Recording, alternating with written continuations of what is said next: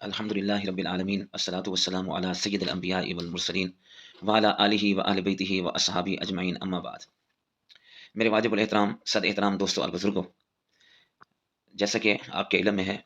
حضرت مولانا طارق جمیل صاحب دامت برکاتہم عالیہ، ان کے جمع سالہ بیٹے عاصم جمیل کی وفات اور ناگہانی وفات اچانک، یہ خبر یقیناً ابھی تک ہمارے دل کو غمگین اور حزین کیے ہوئے ہے. ہر بندہ جب بھی سوچتا ہے تو اس وقت سے لے کر اب تک جو ہے جب بھی یاد آتے ہیں تو یوں سمجھ لگتا ہے کہ جیسے دل میں ایک گھٹن سی اور ایک کڑن سی ایک درد سا جو ہے وہ محسوس ہونے لگتا ہے. ہمارا رشتہ تو ان سے کلمے کا ہے، اسلام کا ہے، اور پھر وہ مولانا طارق جمیل صاحب کے جو ہے فرزند ہیں، ایک دین دار گھرانے سے تعلق رکھتے ہیں، بس اتنا ہے اسلام کا. تو ہمارے دل میں اتنا درد ہے، کڑن ہے اور تکلیف ہے، اور جو بھی سوچتا ہے تو لیکن یہ مجھے ذرا بتائیں کہ ان کے والدین کے اوپر یہ کتنا بڑا صدمہ ہے، کتنی بڑی ان پر یہ ایک قسم کی قیامت ٹوٹی ہے کہ ایک جوان سالہ بیٹا جو چلو ایک ڈپریشن تھی لیکن ظاہری طور پر وہ فٹ آدمی تھا، کام بھی کر رہا تھا، اور اچانک خبر ملے کہ وہ اب دنیا میں نہیں رہا تو ان پر کیا گزرے گی. یقیناً جب بھی اتنا بڑا صدمہ آتا ہے تو انسان جو اپنے ہوش حواس بھی اکثر جو ہے وہ کھو جاتا ہے، اس میں بھی نہیں ہوتا. اس کو صرف تسلی کے الفاظ چاہیے ہوتے ہیں، محبت کے الفاظ چاہیے ہوتے ہیں. میرے اور آپ کے نبی علیہ السلام کی بھی یہی سنت ہے کہ جب آپ کی بیٹی حضرت زینب رضی اللہ تعالیٰ کا بیٹا فوت ہونے لگا تو جب انہوں نے بلایا تو اللہ کے نبی علیہ السلام تشریف لے گئے جب صحابہ کرام کے ساتھ، تو ان کو تسلی کے لفظ یہی فرمائے کہ ان للہ و انا الیہ راجعون، اللہ نے جو کچھ لیا وہ اسی کا ہے، اور جو کچھ جو اللہ نے دیا وہ بھی اسی کا ہے. تسلی کے لفظ جو ہے وہ فرمائے. تو تسلی کے الفاظ کہنے کے بجائے جو علماء کرام نے پورے پاکستان کے اندر ایک قسم کا وہ اپنی جو اصلیت ہے فرقے پرستی کی اور شدت پرستی کی، جیسا کہ مولانا طارق جمیل صاحب فرماتے ہیں کہ ممبروں سے بیٹھ کر آگ برسانے والی بات وہ ممبروں سے شروع کر دی گئی. بھئی یار، کوئی آدمی جس کی اسلام کی اور دین کی اتنی خدمت ہے، اور جن کو دیکھ کر لاکھوں لوگ جو ہے وہ بڑے بڑے لاکھوں لوگ ہمارے سامنے ہیں، وہ دنیا کی گناہوں کی اور جو ہے وہ گانے بجانوں کی وہ پتہ نہیں کہاں سے نکل کر لاکھوں لوگ وہ راہ ہدایت پہ آئے ہیں، تو اتنی دین کی خدمات کو پس پوچھ ڈال دیا صرف جنازے کے بعد دعا پر، اور پھر یا ان کے لیے اصال ثواب کرنے پر، ان کی قرآن خوانی کرنے پر ان کو اسلام سے بھی نکال دیا، اور طرح طرح کی ایسی باتیں کی جنہوں نے مولانا صاحب کے دل کو زخمی کر دیا. یار اگر قرآن کے اس عموم پر عمل کیا جائے، وَإِذَا سَأَلَكَ عِبَادِي أَنِّي فَإِنِّي قَرِيبٌ، کہ جب بھی پکارو، یہ قرآن کا عموم ہے، کیونکہ کچھ چیزیں ایسی ہوتی ہیں جن میں عموم آ جائے تو پھر اس میں اختیار ہے. اب میں یہاں بیٹھا ہوں، میں ابھی دعا کرنا شروع کر دوں تو مجھ سے یہ پوچھا جائے گا کہ یہ بتائیں کہ یہ ابھی جو ہے رات کے تقریباً 3:30 صبح کے ہو رہے ہیں، صبح صادق، ابھی لوگ جو ہے وہ اٹھے ہوں گے کچھ لوگ، تو ابھی میں اس وقت پکاروں تو مجھ سے مسئلہ پوچھا جائے گا کہ اس وقت جو ہے بتائیں کہ اللہ کے نبی اس وقت اور اسی گھڑی کب دعا کرتے تھے. بھئی جب ایک چیز کا عموم ہوتا ہے تو اس کو اب میں جو ہے وہ مانگی جا سکتی ہے، جب بھی مانگیں دعا اللہ تعالیٰ نے وَإِذَا سَأَلَكَ، ان سے کہیں جب بھی مانگیں، تو اس میں عموم ہے، جنازے سے پہلے مانگیں جنازے سے بعد مانگیں، اس میں کوئی کفر اسلام والی بات تو نہیں ہے. تو اس لیے لوگ جو ہے وہ جو ہے اس پر کفر کا فتویٰ، شرک کا فتویٰ، آگ برسانا، بھئی خدا کا نام لو، بوڑھا باپ ہے اور اس پر اتنا صدمہ آیا ہے. یار ایک آدمی کو اللہ نے اتنا کچھ دیا ہوا ہے، عزت شہرت، اور اس کے پاس اتنا پیسہ ہے، ٹھیک ہے، وہ چاہتا ہے کہ میری اولاد میری آنکھوں کے سامنے وہ ان چیزوں کو ان سے فائدہ حاصل کرے، عیش و عشرت کی زندگی گزاریں اور دینی پھر ماحول میں. اور جیسے آپ سنتے ہیں کہ بڑا ایک نیک دل رحم دل ایک انسان اور شخص تھا، خدا کا نام لیں، خدا کا نام لیں. میں بھی علماء سے یہ گزارش کروں گا کہ مولانا طارق جمیل صاحب حافظہ اللہ کو تسلی بخش الفاظ. اچھا پھر وہ خواب پر اٹھ کر بحث ایسی شروع کی، یہ خود ممبروں پر جھوٹ ہی بولتے ہیں، اپنا کوئی چیز نظر نہیں آتی. مولانا صاحب نے ایک خواب بیان کر دیا تسلی کے لیے، اگر ایک شخص نے کہا ہے اور مولانا کے دل کو تسلی انہوں نے بیان کر دیا تو اس میں کون سا عرض ہے. اور کہتے ہیں جی وہ 1 لاکھ کیسے پڑتا ہے، جی 86,000 اتنے سیکنڈ ہوتے ہیں، 1 لاکھ کیسے پڑتا ہے. بھئی یہ ہو سکتا ہے ان کی شاگردوں،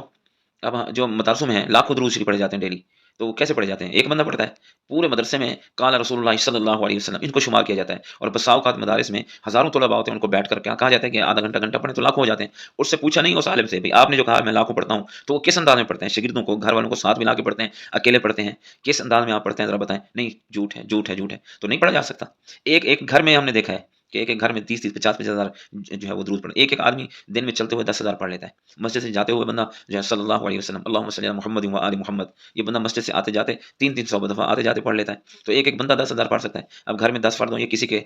50 شاگرد ہوں، 100 شاگرد ہوں، 1000 شاگرد ہوں، تو نہیں پڑھا جا سکتا. تو اس طرح اگر بندہ 1000 شاگرد سے پڑھوائے، 500 شاگرد ہوں اس کے پڑھوائے، تو وہ لاکھ تو پڑھے، وہ بندہ کہتا ہے میں پڑھتا ہوں. تو اس میں کوئی حرج والی بات نہیں، اس کی تعویل بھی کی جا سکتی ہے، پوچھا بھی جا سکتا ہے. نہیں، شروع ہو گئے اور پھر جو ہے فتوے لگانا شروع کر دیے. یہ نہیں دیکھا کہ اس وقت وہ کس حال میں ہیں، یہ نہیں دیکھا کہ اس وقت وہ کس پوزیشن میں ہیں. اور خدا کا خوف کر لیں، خدا کا خوف کر لیں. اتنا ذمہ دار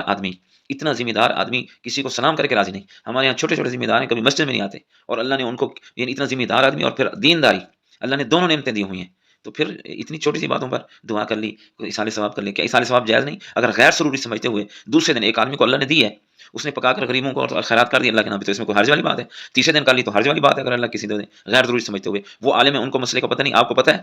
ان کو پتہ نہیں ہے کہ کس طریقے پر یہ جائز ہے اور کس طریقے پر یہ حرام ہے، تو پتہ نہیں ہے۔ اگر متعین کر دیا جائے دن کو اور ضروری سمجھ جائے اس کفیت کو، پھر علماء نے کچھ قیدیں لگائی ہیں۔ اگر غیر ضروری سمجھتے ہوئے بندہ خیرات کر لے تو اس میں کون سی حرج والی بات ہے؟ کیا صحابہ کرام سے ایصال ثواب ثابت نہیں ہے؟ اس کی بہت ساری صورتیں ہیں، بہت ساری کیفیت ہیں، کوئی ضروری ہے کہ جو ہے وہ بندے کو اس کو، ہاں اگر اس کو سنت ضروری سمجھا جائے تو پھر علماء نے جو ہے اس پر بات کی ہے۔ لیکن کیا وہ عالم ان کو پتہ نہیں تھا کہ اس کی کیا حیثیت ہے، کس انداز میں کرنا ہے؟ چاہے وہ روزانہ آج تک ان کے ہاں وہ خیرات ہو رہی ہے، پھر اس پر بدعت کا فتویٰ لگائیں گے؟ خدا کا خوف کریں، اپنی اپنی بھی آپ کی اولاد ہے، اللہ تعالیٰ نے علم دیا ہے تو حیا سے رہیں۔ مولانا صاحب کو آپ نے اس طرح کی باتیں کی، اس طرح کی باتیں کی، اور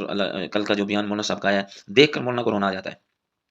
جب فیکٹری میں گیا ہے اور جب چل رہے ہوں تو دیکھ کر بھی رونا آ جاتا ہے کہ کس کیفیت میں ہے۔ تو جب اس کیفیت میں ہے تو میرے بھائی ان سے اظہار ہمدردی کریں، ان کے لیے دعا کریں، اپنے لیے دعا کریں، اللہ پاک ہر ایک کی اولاد کو سلامت رکھے۔ سمجھ میں نہیں آتی ممبر پہ بیٹھنے والے اور بڑے بڑے علماء، مولانا طالب بندیالی صاحب، میں ان کی بڑی عزت اور قدر کرتا ہوں، ممبر پہ بیٹھ کے شروع ہو گئے، اللہ کے بندے جس کیفیت میں وہ ہیں آپ کو اس کا علم ہے،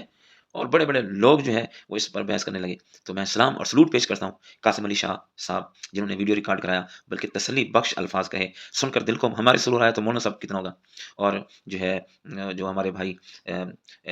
اسرار ہیں، انہوں نے اس پر بات کی اور مولانا کو جو ہے وہ تسلی دی اس پر، بڑے بہت بہت سارے علماء نے اس بات پر کی ہے، اور مولانا احتشام الحق صاحب انہوں نے جو ہے وہ اس بات پر بات کی ہے۔ تو اس قسم کی بات کریں کہ مولانا صاحب کو تسلی آئے، ان سے ہمدردی کریں، کیا وہ اس وقت ان کے ساتھ بیت رہی ہے، شرم آنی چاہیے جو ہے اس طرح کی باتیں کرتے ہوئے۔ اور پھر مولانا صاحب تک اگر میری یہ بات پہنچ جائے تو ان سے بھی گزارش یہی ہے کہ جو کچھ بھی ہے یہ دنیا فانی ہے، ہر ایک بندہ اپنا ایک ٹائم لے کے آتا ہے، اس ٹائم سے آگے وہ نہیں جا سکتا۔ غیر اختیاری چیزوں پر جو ہے وہ اس طرح کرب اور اس طرح ابتلا، یہ بھی قابل اصلاح ہے۔ اور دوسری بات یہ ہے کہ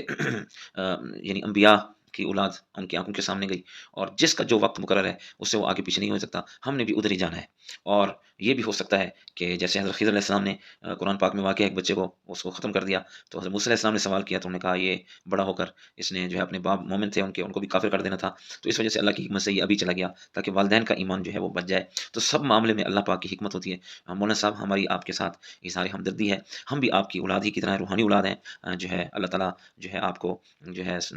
دل کو تسلی دے، اللہ تعالیٰ آپ کے دل کو سکون اور اپنی رحمت سے ڈھانپ لے، اور ہمارے بھائی جو عاصم جمیل ہیں اللہ ان کی قبروں پر کروڑوں اربوں رحمتیں نازل فرمائے، اور ان کو اپنے قرب جوار میں جگہ عطا فرمائے، اور ان کو بے حساب اللہ پاک جنت الفردوس میں اعلیٰ مقام عطا فرمائے۔ اور خواب جو ہے میں لوگوں سے پھر گزارش کروں گا، یہ ایک قسم کی ایک بشارت بھی ہوتی ہے، کوئی مسئلہ نہیں ہوتا، کوئی اتھینٹک نہیں ہوتی کہ مولانا صاحب نے وہ ٹکٹ دے دی اپنے بیٹے کو جنت کی، نہیں، آپ ہی جانتی ہیں، ایک بشارت ہے۔ اور ایک خواب مومن کے لیے بشارت ہی ہوتا ہے، نہ وہ حدیث ہوتی ہے نہ قرآن ہوتی ہے، تو اس پر اگر کسی بوڑھے باپ کے دل کو سکون پہنچ رہا ہے تو آپ کو اس میں کون سی حرج والی بات ہے؟ پھر مولانا صاحب کے بیٹے نے خود اپنا خواب سنایا، اس پر بھی آپ نے اعتراض شروع کر دیا کہ جی یہ جھوٹ بول رہا ہے، نعوذ باللہ من ذالک، کو خدا کا خوف کریں، اپنی اصلاح کریں، جو امت کے لیے امت کے لیے امت کے لیے اتحاد کے لیے وہ کام کر رہے ہیں، ٹھیک ہے ان کی کوئی ذاتی رائے جو ہے وہ ہماری ذاتی رائے کے خلاف ہو سکتی ہے، اس میں کوئی حرج نہیں، لیکن دلوں میں وسعت پیدا کریں۔ اسلام میں وسعت ہے، صحابہ میں بھی اختلافات تھے، بہت سے زیادہ اختلافات تھے، لیکن دل میں ان کی اتنی قدر تھی، اتنی احترام تھا کہ جس کے آپ سوچ بھی نہیں سکتے۔ تو مولانا جیسا قیمتی ہیرا اللہ پاک نے ہمارے ملک کو نصیب کیا ہے، تو ان جیسے لوگوں کی قدر کریں، ان جیسے لوگوں سے پیار کریں، ان جیسے لوگوں سے دعائیں حاصل کریں۔ یہ ایسے قیمتی ہیرے ہیں جو صدیوں بعد جو ہے وہ پیدا ہوتے ہیں۔ ہم دعا کرتے ہیں اللہ تعالیٰ مولانا صاحب کے گھرانے کی حفاظت فرمائے، اللہ پاک ان کے علم و عمل میں برکت نصیب فرمائے، اللہ پاک ان کی اولاد ان کی نسل کی حفاظت فرمائے، ہمیشہ یہ گھرانہ یہ اسی طرح چمکتا رہے، لوگوں سے ان کو ہدایت حاصل ہوتی رہے، اسی طرح یہ گھرانہ شاد و آباد رہے۔ ہماری دعائیں مولانا صاحب کے ساتھ ہیں، دعا یہ ہے اللہ تعالیٰ تمام مسلمان مومنوں اور مومنات کی حفاظت فرمائے، ہمیں بھی اس بات پر عمل کرنے کی توفیق عطا فرمائے۔ السلام علیکم ورحمۃ اللہ وبرکاتہ۔